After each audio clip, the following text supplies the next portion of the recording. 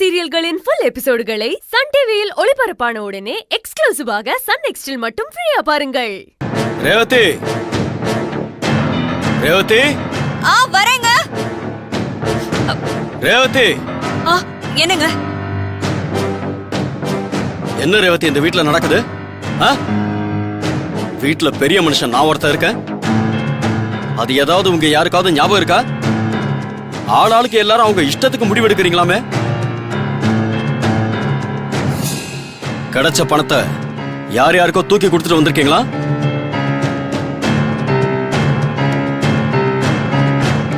என்னடா திடீர்னு பணத்தை பத்தி பேசுறானேன்னு யாரும் நினைக்காதீங்க. எனக்கு பணம் முக்கியம் இல்ல, எனக்கு என் மானமும் மரியாதையும் தான் முக்கியம். 5 கோடி என்ன 500 கோடியை தூக்கி கொடுத்தா கூட எனக்கு கவலை இல்லை. ஆனா அதுக்கு வீட்டு பெரியவங்க கிட்ட ஒரு வார்த்தை கேட்கணும்னு யாருக்குமே தோணல. அவ்வளவுதான் எனக்கு மரியாதை. இல்ல இவர்கிட்ட ஏன் கேட்கணும்னு நினைச்சிட்டாங்க போல இருக்கு. இல்ல மாமா, நான் அப்படியெல்லாம் நினைக்க மாட்டேன்.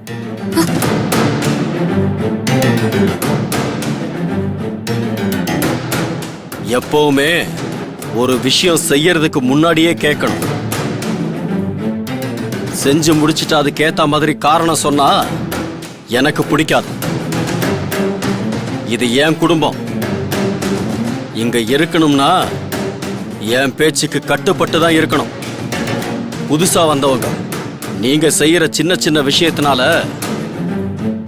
எங்க குடும்பத்தோட பேரு கெட்டு போகாம பாத்துக்கங்க. அதான் உங்களுக்கு நல்லது.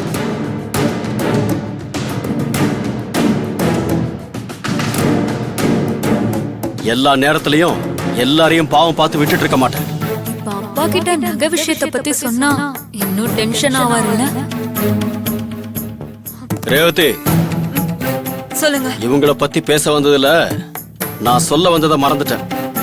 நாளைக்கு கோயில் கும்பாபிஷேகத்துக்கு பணம் கொடுக்கணும்ல, நீ நம்ம வீட்டு நகைங்களெல்லாம் எடுத்துட்டு வா.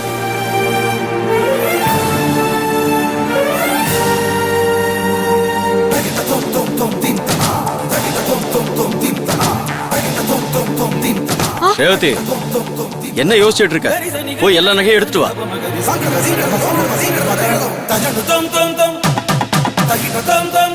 சூப்பர். நாம பத்த வைக்கலாம் நினைச்சோம், தானே பத்திக்க ஆரம்பிச்சிருச்சு. எண்ணெய ஊத்தி எரிய விட வேண்டியது மட்டும்தான் பாக்கி. அம்மா, என்னம்மா யோசிச்சுட்டு இருக்க? அப்பா உன்கிட்ட நகையெல்லாம் எடுத்துட்டு வர சொன்னது உன் காதுல விழல? நீ போமா, போய் எடுத்துட்டு வா. நகை தானமா கேக்குறாரு. இன்னைக்கு அடகு வச்சுட்டு நாளைக்கோ நாளானிக்கோ பிசினஸ்ல பணம் வந்ததும் திருப்பி வாங்கிட்டு வந்துட போறாரு. யோசிக்காம போய் எடுத்துட்டு வாமா. எனக்காக வாங்கின நகையும் போய் எடுத்துட்டு வா. போய் எடுத்துட்டு வா, டைம் இல்ல. அது வந்துங்க. ஏய், என்ன நான் கேட்டுக்கிட்டே இருக்கேன், அது வந்துங்க போயிங்க நீ என்னென்னமோ சொல்லிட்டு இருக்க. அப்பா, அதுக்கு பதில் நான் சொல்றேன். அம்மா அந்த நகையில பாதிய ஏற்கனவே அடகு வச்சுட்டாங்க.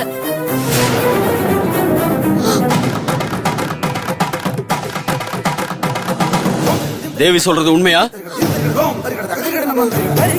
ஏய், உன்னதான் கேக்குறேன். தேவி சொல்றது உண்மையா?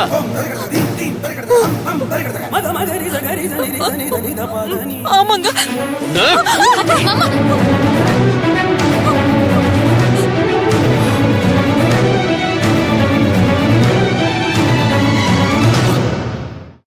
எனக்கு தெரிஞ்சு அம்மாக்கு மல்லிகை சாமான கூட கடனா வாங்க தெரியாது.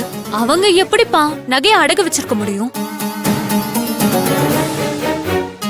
அம்மாவுக்கு வேற யாரோ ஹெல்ப் பண்ணிருக்காங்கப்பா.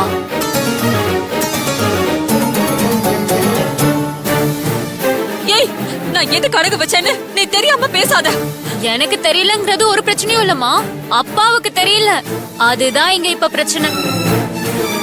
ஆமா, நகையை எதுக்காக அடகு வச்ச?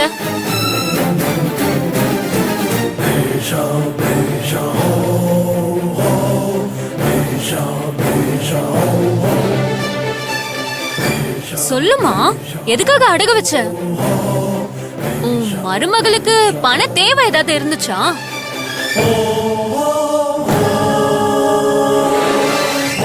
என் மேல ஏமா கோவப்படுற? அப்பாவுக்கு உண்மை தெரிய வேண்டாம்?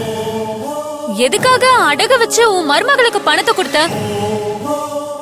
சொல்லு ரேவதி, உன் மருமகளுக்கு பணம் கொடுத்தியா?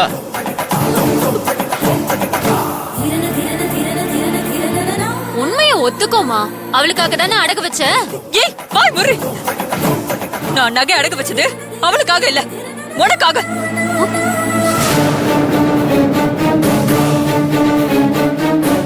எனக்காகவா? என்னம்மா கதை விடுற? நீ எப்போ எனக்காக நகையை அடகு வச்சு பணம் கொடுத்த? ஆ? ஆர்ப்பாட்டம் பண்ணி ஆடி சீர் வேணும்னு கேட்டல்ல, அதுக்காக அடகு வச்சதா அந்த நகை.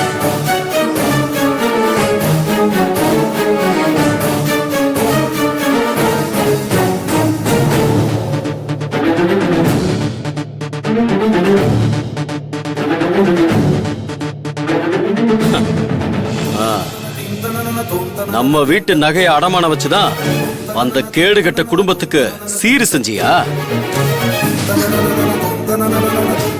எவ்வளவு தைரியம் இருந்தா என்ன கேட்காம இப்படி ஒரு காரியத்தை செஞ்சிருப்ப?